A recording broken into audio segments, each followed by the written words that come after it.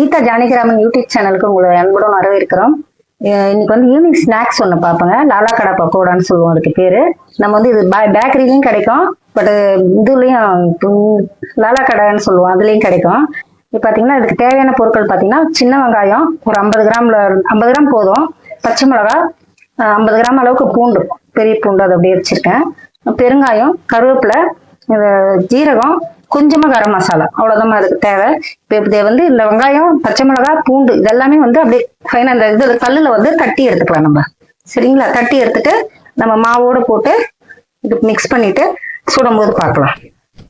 இப்போ அடுத்ததா பாருங்க, சின்ன வெங்காயம் நசுக்கி வச்சிருக்கேன், அப்படியே ஒன்றும் பாதியமா நசுக்கி வச்சிருக்கேன். இப்போ வந்து பூண்டு வந்து தட்டி எடுத்துப்போம் நம்ம.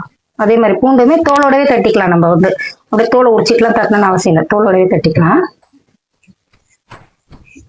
அடுத்ததா பச்சை மிளகா தட்டிக்கலாமா நம்ம. பூண்டு தட்டிட்டோம், பச்சை மிளகா தட்டி இது மிக்சிலையும் போடலாம். எல்லாமே தட்டி எடுத்துட்டு வந்தாச்சுமா. இப்ப இதுல வந்துட்டு பெருங்காயத்தூள் போட்டுக்கலாம்.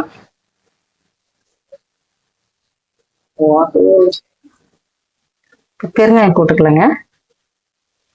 ஒரு ஸ்பூன் அளவுக்கு பெருங்காயம் போட்டிருக்கேன். சோம்பு 1/2 ஸ்பூன், ஜீரகம் 1/2 ஸ்பூன் இருக்கு. இது ரெண்டுமே போட்டுக்கலாம். ரெண்டுமே வந்து கையில நம்ம கொட்டி கொஞ்சம் வந்து நல்லா இது பண்ணிட்டு போட்டு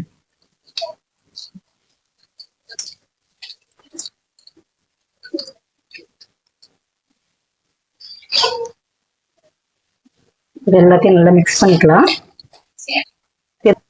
200 கிராம் அளவுக்கு கடலை மாவு எடுத்திருக்கேன், போட்டுக்கலாங்க.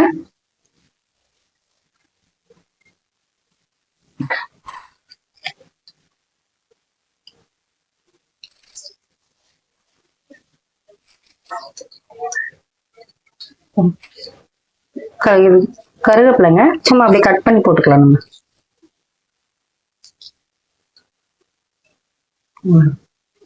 வந்து கொஞ்சமா ஒரு 1/2 ஸ்பூன்ல இருந்து 1 ஸ்பூன் அளவுக்கு போட்டா, இது நான் இது 1 ஸ்பூன் இருக்கும், நான் கொஞ்சமா போட்டுக்கிறேன். இது வந்து அரிசி மாவுங்க, சும்மா கொஞ்சம் லைட்டா கூட. அரிசி மாவு போடணும்னு அவசியம் இல்லை, இருந்தால் கொஞ்சம் போடலான்றதுக்காக போட்டேன், கொஞ்சம் கிறிஸ்பியா இருக்கும்.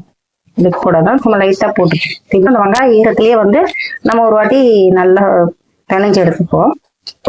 உப்பு போட்டுக்கலாமா, இதுக்கு தேவையான அளவுக்கு உப்பு போட்டுக்கலாம். உப்பு போட்டு அப்படியே நல்லா பிணைஞ்சு எடுத்துக்கணும். எல்லாமே ஒரு சேர மிக்ஸ் பண்ணிட்டு கொஞ்சம் கொஞ்சமா தண்ணி தெளிச்சு மிக்ஸ் பண்ணிக்கலாம். இப்போ கொஞ்சமா சூடான ஆயில் போட்டுக்கலாம். இதுல சூடான ஆயில் போட்டுக்கலாம்.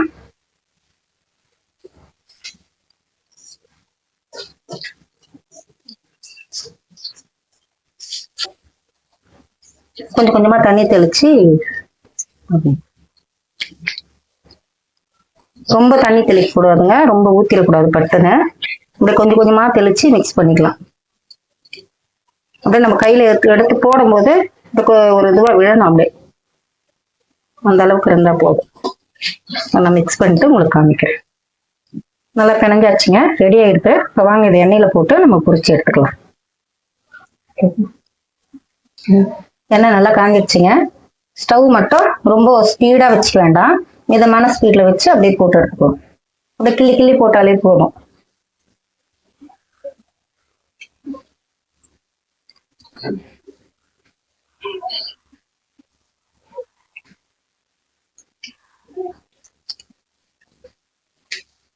அப்படியே போட்டு எடுத்துக்கலாங்க.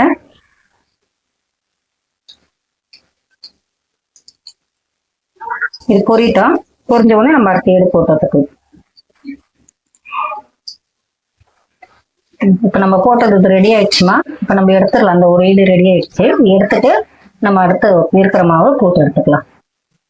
கொஞ்சம் லைட்டா அந்த சலசலப்பு அடங்கிருக்கனால உள்ள இருக்க இது ஓரளவுக்கு வெந்துருச்சுன்னு அர்த்தம்.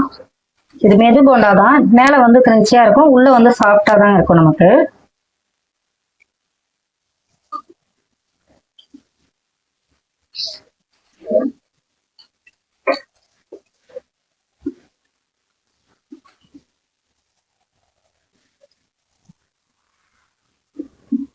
ஈவினிங் டைம்ல இந்த மாதிரி செஞ்சு கொடுத்து ஒரு டீயோ காஃபியோ போட்டு குடிச்சாலே நல்லா இருக்கும். நம்ம வெளியே எதுவும் இது அதுன்னு வாங்கி சாப்பிடாம நம்ம வீட்லயே நம்ம கைப்பட செஞ்சு சாப்பிட்றது ரொம்ப நல்லா இருக்குங்க.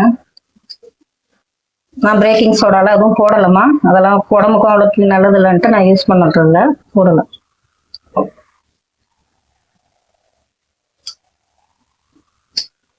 உங்களுக்கு தேவைன்னா அதை போட்டு நீங்க செஞ்சுக்கலாம்.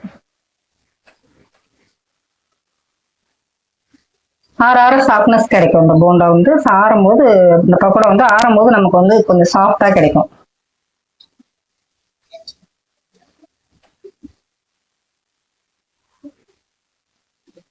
ரெடி ஆயிடுச்சுங்க.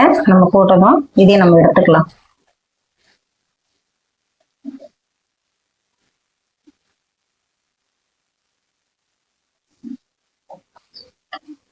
குயிக்கா ஆயிருமா அது, ரொம்ப நேரம் டைம் எடுத்து கஷ்டப்பட்டு எல்லாம் செய்ய வேண்டியதே கிடையாது. குயிக்கா முடிச்சுக்கலாம்.